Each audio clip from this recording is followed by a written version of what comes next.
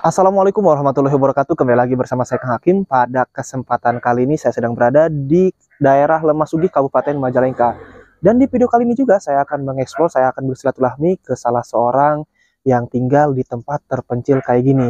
Kalau kalian orang Majalengka, asli Kabupaten Majalengka, pasti sudah tidak asing lagi dengan orang tersebut. Yang penasaran siapa yang akan saya kunjungi? Ikutin terus perjalanan saya. Saya doakan yang selalu ngikutin perjalanan saya, semoga kalian semua selalu diberikan kesehatan oleh Allah Subhanahu wa taala, dipanjangkan umurnya, yang masih kita angkat penyakitnya, yang punya hutang semoga hutangnya cepat terbayar lunas, digampangkan milik rezekinya, yang masih jomblo semoga cepat ketemu dengan jodohnya, yang sudah menikah semoga menjadi keluarga yang sakinah mawadah warahmah, diberikan keturunan yang soleh solehah. Teruntuk buat kalian para janda, para duda yang masih mencari pasangan hidup barunya, semoga kalian mendapatkan pasangan hidup baru kalian yang bisa menyayangi kalian dan anak kalian sama seperti menyayangi anaknya sendiri. Yang belum mendapatkan pekerjaan semoga bisa mendapatkan pekerjaan, yang belum punya rumah semoga bisa mempunyai rumah. Dan saya ingatkan yang belum sholat silahkan sholat terlebih dahulu. Jangan sampai adanya video ini atau tayangnya video ini melalaikan atas kewajiban kita hidup di dunia ini, teman-teman. Oke, yuk kita lanjut aja berjalan bersilaturahmi kepada orang tersebut.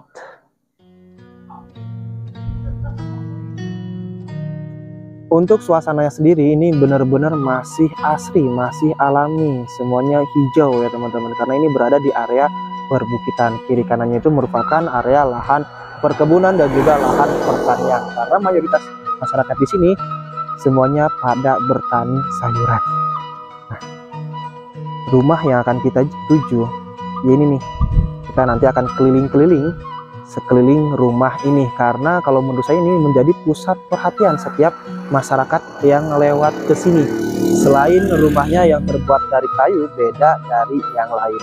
Ini walaupun dari kayu, tapi untuk anggaran membangun rumahnya sendiri ini bisa menghabiskan uang ratusan juta bahkan miliaran ya teman-teman. Karena saya sering explore, saya sering ngobrol, saya sering bersilaturahmi kepada orang-orang yang memiliki rumah kayu, ini anggarannya cukup lumayan besar. Dan juga halamannya ini sangat luas sekali teman-teman. Di sini tuh terdapat beberapa bangunan ya teman-teman. Nah itu ada satu musola. Nah di sebelah sini ini seperti bangunan rumah atau bangunan apa ya? Nanti deh kita tanya langsung, keliling langsung bersama si bapak tersebut. Dan ke bawahnya itu lahannya itu sangat luas. Konon katanya si bapak ini mempunyai lahan sekitar 13 hektar kalau nggak salah. Tadi saya sedikit ngobrol bincang-bincang bersama si bapak terlebih dahulu sebelum on kamera. Dan di belakangnya itu ada dua bangunan. Nggak tahu bangunan apa tuh. Kamar tidur atau apa. Sebelah sini juga sama. Ini ada satu bangunan rumah lagi ya teman-teman. Namun banyak anjingnya juga di sini. Tapi kayaknya aman ya. Ada rumah lagi di bawahnya dan ini tempat apa nih? Tempat santai kayaknya tuh. Sekarang kita waktunya ngobrol nih teman-teman bersama pemilik rumah ini. Alhamdulillah si bapaknya ada. Assalamualaikum Pak. Woi, waalaikumsalam. Alhamdulillah nih bisa bersilaturahmi bersama Bapak. Iya. Kalau masyarakat Majalengka mungkin udah nggak asing lagi sama Bapak ya Pak ya? Ya kira-kira begitu. Kalau masyarakat Majalengka asli udah pada kenal mungkin sama Bapak ya Pak ya? Karena banyak baligo-baligo, banyak poster-poster waktu tahun 2008, 2013 ya Pak ya? Cuma masa lalu. Masa lalu. Pak barangkali Pak boleh kan, kalau orang Majalengka udah pada tahu, tapi kalau orang yang di luaran belum pada tahu nama Bapak, boleh memperkenalkan diri terlebih dahulu nih. Saya ngobrol bersama Bapak siapa nih Pak? Oh, ya nama saya Tio Indra Setiadi gitu. Tapi sehari-hari itu biasa nama depannya aja Patio. Patio Tapi ya. kadang-kadang orang manggil Pak Haji gitu. Gitu. Jadi kalau Lemasugi di sini manggil tuh Ji gitu. Nah Pak, ini saya pengen bertanya nih Pak, kenapa sih alasan Bapak tinggal di tempat kayak gini? Kan Bapak tadinya di kota, kenapa memilih hidup di kampung gitu Pak? Oh gitu ya. Ya ginilah, saya ini kan udah pensiun gitu. Ya masa kerja 35 tahun lah. Udah selesai masa pengabdian ya. Selesai, udah pensiun. Ya, selagi saya sehat, ya saya ingin tetap terus bekerja Kerja. supaya apa ya, badan kita, pemikiran kita ter, ter, terolah dengan baik gitu. Kan kalau orang nggak ada kegiatan, apa kegiatan fisik kurang, mungkin gampang sakit gitu. Terus pikiran kita tidak terolah dengan baik, nganggur aja tanpa ada yang dipikirkan gitu. Nanti juga gampang sakit. Kalau sekarang kan olahraga menghasilkan, kemudian selalu berpikir kreatif untuk bagaimana kita berpikir supaya tanaman atau kebun kita ini bisa terpelihara dengan baik gitu. Berarti tinggal di sini udah berapa tahun sih Pak? Saya pensiun itu karena pensiun saya di usia 60 ya. 60 tahun diperpanjang 4 tahun. Jadi harusnya 56. Tapi karena oleh Pak Wali Kota itu masih ya mungkin masih dipercaya gitu. Saya diperpanjang 4 tahun, jadi usia pensiun saya pada usia 60 tahun. Jadi sekarang usia saya itu 69. Berarti udah 9 tahun tinggal 9 tahun pensiun. Saya di sini kurang lebih udah 6 tahun lah. 6 tahun dari tahun 2000. Ya sekarang 2002 kurang 6 tahun, ya kira-kira 2014-an lah. 2016 mungkin Pak kalau 6 tahun. Ya 14-an lah, ya 15 lah. Ya. Nah Pak, ini tuh bangun rumah ini konsepnya mau dijadikan apa gitu Pak? Karena banyak kebangunan banget di sini. Apakah menjadi villa, hotel, ya, atau apa gitu Pak? Ini kan Lemah Sugih ya. Dulu ini terlantar, ya bukan terlantar, tidak terkelola dengan baik gitu. Karena ditanam tinggal, tanam tinggal. Nah sekarang saya bertanam di sini, tetapi juga saya tinggal di sini. Jadi konsepnya saya, kalau kita punya usaha di sini, perkebunan, harus bukan hanya pengakuan di dalam hati bahwa saya punya kebun tanaman ini sekian, tetapi juga saya dekat dengan tanaman tersebut supaya terpelihara, termonitor dengan baik. Jadi dekat di hati, dekat di mata. Nah, kalau dekat di hati tapi jauh di mata, ya hilang itu hasilnya. Nah ini luas lahan pertaniannya sendiri berapa hektar sih Pak? Ya kurang lebih di atas 10 hektar lah. Di atas 10 hektar. Ya tadinya 13 lah. 13 kita keluarin di ujung, yang paling ujung kira-kira 3 hektar. Kenapa saya keluarin? Karena saya kalau membangun sebanyak 13 hektar atau sampai 14 hektar sendirian, saya tidak mampu. Sehingga kepada mereka-mereka yang punya modal gitu untuk bisa membangun di sini, saya keluarin sebagian. Tetapi dengan syarat Anda harus membangun. Supaya nanti di sini saya kalau berusaha berkebun, banyak teman-teman saya. Betul, gitu. Pak. Nah tanaman apa aja sih Pak? Buah-buahan, sayuran atau apa gitu Pak di sini? Ya konsepnya saya ingin membuat suatu perkebunan yang berorientasi kepada edukasi. Jadi saya di sini sudah tanam jeruk lemon, California, Amerika. Kalau pisang itu sudah jelas, itu mah tanaman awal ya sudah ada. Kita tanam sejak awal, sejak saya datang ke sini saya langsung tanam pisang untuk menopang kehidupan saya sehari-hari, karena tidak mungkin saya operasional dari mana, udah pensiun kan serba terbatas ya. Jadi gitu. Saya harus menciptakan tanaman-tanaman apa yang tumbuh 1 tahun saya nikmati dan bisa menghasilkan uang gitu. Menghasilkan uang dan untuk menunjang operasional saya di sini. Jadi saya di sini tanaman itu, kalau tanaman alpukat itu targetnya 1000 pohon berbuah. Kalau 1000 pohon berbuah itu ya paling tidak saya harus tanam 1500 pohon. Sambung itu unggul ya. Udah mulai panen Pak? Sebagian kalau yang disambung tadinya udah pohon besar, kemudian disambung dengan entres yang unggul, itu sudah mulai berbuah. Nah itu Pak dari 1500 pohon berarti ya pohon alpukat? Ya. Itu kalau misalkan lagi panen itu bisa mendapatkan berapa ton atau bisa menghasilkan uang berapa puluh juta atau ratus juta gitu Pak? Ya kalau di tahun keempat pertama kali berbuah itu kira-kira kita menghasilkan paling tidak itu 30 kg ya. Satu pohon? Satu pohon paling tidak itu. Berarti kalau 1000 pohon berarti udah nyampe 30 30 ton ya Pak ya? Ya kurang lebih lah. 30 ton harga alpukat 20.000. Ya itu sih lah, itu kan teori di atas meja ya. Teori di atas meja seperti itu. Ya kalau saya mah nggak muluk-muluk lah. Tinggal dikalikan aja ya Pak ya. Ya nanti apa gitu. jadinya, karena kan kita kan secara teori seperti itu. Di atas kan kertas ya Pak ya?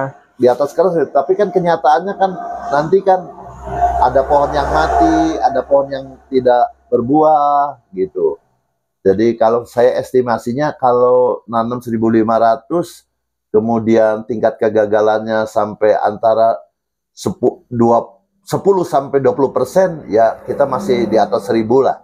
1.300 lebihan Pak ya. Kemudian dari sekian masih ada yang mungkin tidak berbuah karena kualitas bibit yang kurang baik, bisa saja itu. Itu alpukat 1 tahun sekali atau 2 tahun sekali Pak panennya Pak? Kalau biasanya itu setahun itu 2 kali panen ya. Kalau yang udah gitu 2 kali panen. Jadi kita di sini tanam alpukat ya yang jenis-jenis unggul gitu, yang kira-kira dari pohon yang kualitasnya bagus dan pasti berbuah gitu. Nah selain alpukat nanam apa lagi Pak tadi teh? Ya duren lah. Duren berapa pohon Pak di sini? Ya kalau 500 pohon sih yang sudah ditanam ada. Kemudian saya juga tanam jeruk lemon, ya kalau 3.000, ya sedikit 2.000 pohon udah ada gitu. Lemon. Berarti berapa macam Pak? Alpukat, duren, lemon, terus apa lagi yang ditanam di sini yang 10 hektar tuh? Ya sebetulnya kalau yang taman pokok itu adalah kopi. Kopi. Ya kopi, pisang, kemudian alpukat, duren, itu yang pokok ya. Yang lainnya itu hiburan lah. Berarti kalau setiap tahun itu bisa menghasilkan cuan atau uang sampai miliaran ya Pak ya? Amin, mudah-mudahan. Kalau hitungannya seperti itu. Tapi kan kita kan sangat tergantung pada alam ya. Misalnya diperkirakan 2023 ada La Nina gitu. Oh, ya bisa saja pohon itu tidak berbuah. Seperti 2022 ini kan tiba-tiba hampir tidak ada musim kemarau yang berarti gitu ya. Dan itu sangat berpengaruh kepada kondisi tanaman yang harusnya berbuah karena kemudian turun hujan lebih awal gitu. Dimana waktu itu pohon-pohon sedang berbunga, kena hujan, akhirnya juga mempengaruhi kepada produktivitas tanaman tersebut. Jadi ini kita juga tergantung kepada alam. Oke, betul Pak. Kalau ini tempat apa sih Pak yang ini? Rumah atau apa nih Pak? Saya untuk mendukung wisata. Saya sebenarnya yang inti di sini adalah bagaimana kita menciptakan suatu perkebunan wisata yang bernuansa edukasi, terutama untuk anak-anak kita. Nanti saya bikin wisata edukasi sini, ada pohon-pohonan segala. Sebetulnya pohon-pohon yang dari Papua pun ada, contohnya matoa. Oh gitu. Matoa. Saya pohon-pohon yang langka juga saya tanam di sini, seperti pohon-pohon yang hampir punah gitu. Ya saya tanam sampai kepada pohon kadong dong, pohon apa yang hampir punah. Seperti misalnya hampir punah itu kan mangga ya, limus, kaweni. Itu kan orang banyak dituar karena murah katanya. Murah katanya. Tetapi justru saya menanam. Karena di mana tanaman itu menjadi taman langka, maka buahnya pun akan terdongkrak naik. Jadi kita tanam buah kaweni pun banyak. Ya kalau tanamnya sepohon 2 pohon mungkin tidak berarti ya. Tapi kalau tanamnya ratusan sampai ribuan pohon, ya orang melirik lah. Karena belanja misalnya buah ke sini tidak hanya bawa keresek, bawa 1 truk pun mungkin saya bisa siapkan gitu produksinya. Oh gitu ya. Kalau 1 truk 1 itu kan banyak. Biasanya kayak kalau yang beli banyak itu sudah orientasinya bukan hanya untuk konsumsi rumahan ya. Pasti konsumsinya adalah pabrik, kemudian toko-toko buah-buahan gitu. Yang datangnya seperti itu. Ya benar kalau 1 pohon 2 pohon orang datang ke sini paling ya bawa 1 keresek pun habis. Udah habis. Jadi saya selalu orientasinya kalau saya bertanam itu pengennya kata orang Sunda mah tong kagok ngalangkah gitu. Ya, benar. Pelihara 10-20 pohon juga tetaplah capeknya mah sama gitu. Ya, betul. Jadi saya pengennya banyak, apalagi lahan saya masih luas. masih tersedia lah. Kalau luas mah ya cukup aja lah. Kalau basic Pak, emangnya dulu ngejabat di pemerintahan itu di pertanian atau di mana Pak? Ya sebenarnya jangan berbicara basic. Saya pendidikan sebenarnya dari seorang sarjana sosial. Sarjana sosial, sospol saya teh. Jurusannya pemerintahan, bekerja juga 35 tahun di pemerintahan. Tetapi kan kalau masalah ilmu terapan itu, pertanian, perkebunan itu, sekarang dunia itu kan di genggaman ya. Artinya di HP itu semua pengetahuan itu ada. Tinggal buka.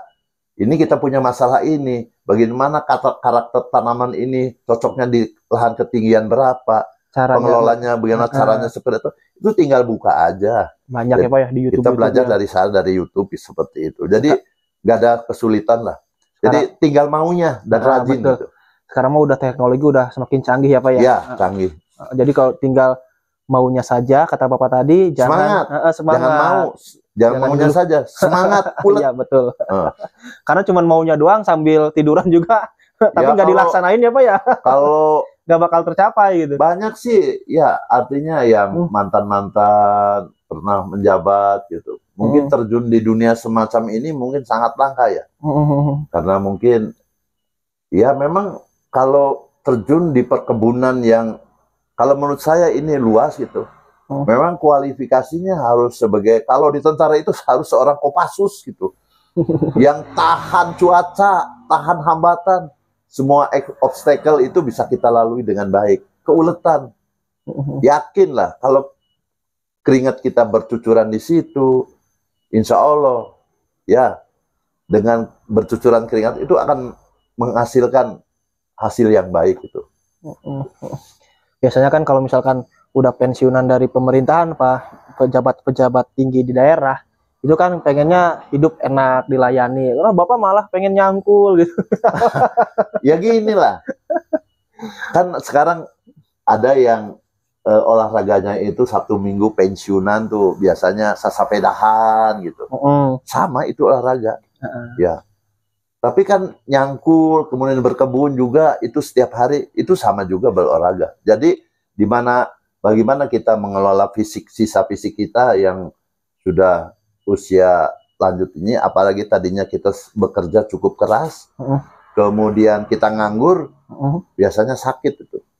Dari beraktivitas, kemudian istilah keren sekarang itu resen, ya beristirahat itu. Ya biasanya orang yang nganggur itu ngalamun ya pikirannya macem-macem gitu. Ya sekarang saya kan pikirannya tetap tenaga kita tercurah di tanaman, pemikiran kita juga tercurah di tanaman. Bagaimana kita mengatasi hambatan-hambatan atau obstacle yang ada di lapangan ini? Ya saya udah belajar dari experience dari perjalanan saya di sini selama kurang lebih ya sudah 6 tahun ya. Insya Allah lah saya hambatan demi hambatan saya bisa dilalui dengan baik itu. Oke, siap Pak. Bapak terima kasih ya Pak atas waktunya nih Pak. Saya pengen keliling-keliling lihat suasana di sekitaran rumah Bapak nih. Nanti kita keliling ke kebun, lihat yang di belakang. Terus ini bangunan apa? Boleh kan Pak? Ya, boleh. Tapi mohon maaf ini ya. Ini kan sebetulnya saya kalau dari konsep saya, rencana saya di sini itu, ini kan baru sebagian kecil aja. Sebenarnya kita harus ya belum tuntas gitu. Belum rampung 100%. Tapi ini belum rampung. Belum bisa diselesaikan secara utuh dari konsep yang saya punya sejak awal gitu. Jadi ini kita berjalan. Ya maklum lah karena saya ini kan ya banyak keterbatasan saat ini ya. Keterbatasan ya kapital, keterbatasan tenaga, segala macam. Tetapi ya insya Allah biar lambat tapi pasti gitulah. Oke, siap Pak. Itulah tadi obrolan dan bincang-bincang saya bersama Pak Tio, selaku pemilik rumah yang berada di area pegunungan, berada di tempat terpencil. Namun rumahnya sendiri ini terbuat dari kayu semua ya teman-teman.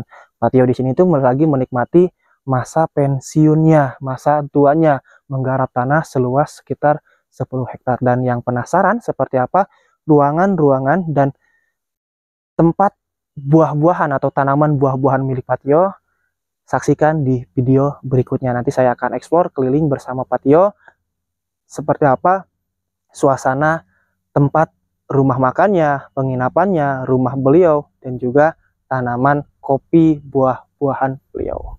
Saya Kang Hakim pamit undur diri, sampai ketemu di video berikutnya. Wassalamualaikum warahmatullahi wabarakatuh.